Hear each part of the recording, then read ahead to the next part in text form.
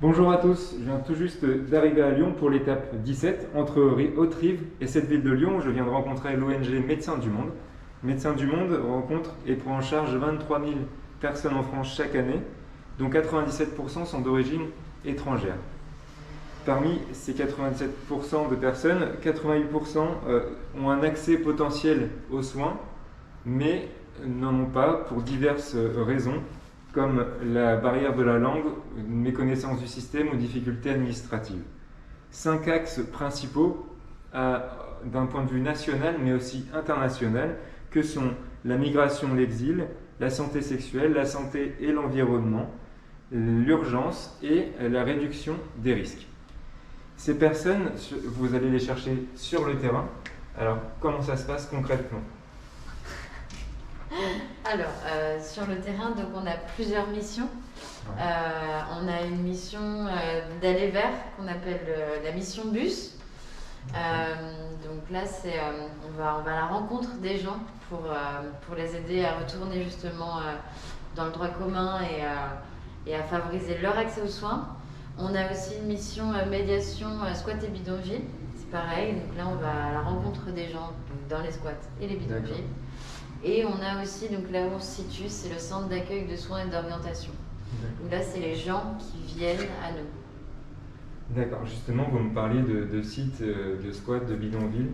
D'un point de vue local, comment ça se passe en fait ? C'est des lieux, il y en a combien ? Ils sont où ? C'est dense ? C'est comment ? Je vais te laisser répondre.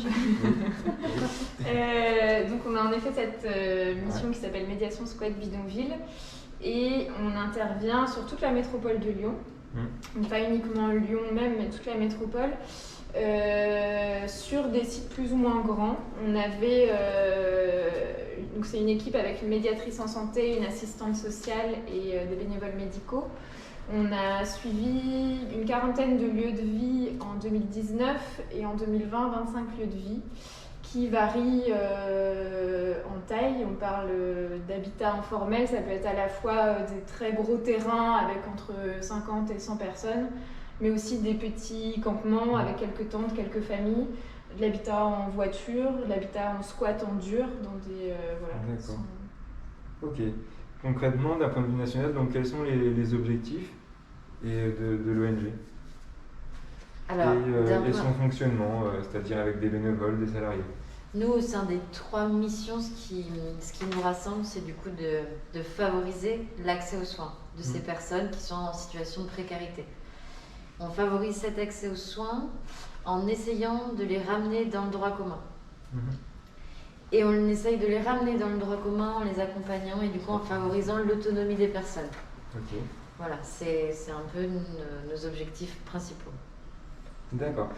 Forcément, on sait tous qu'on vit une période sanitaire assez complexe. Quelles en sont les conséquences dans l'ONG ?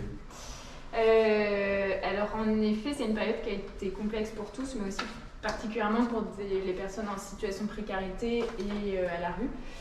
Nous, ça a été compliqué au début parce qu'on a eu un manque, comme tout le monde, d'équipements sanitaires. On a dû arrêter une partie de nos activités et on a vraiment développé tout ce qui était ce qu'on appelle de l'aller vers et se déplacer à la rencontre des personnes. À un moment où les personnes ne pouvaient plus circuler, c'était vraiment l'activité et l'action qui avaient le plus de sens.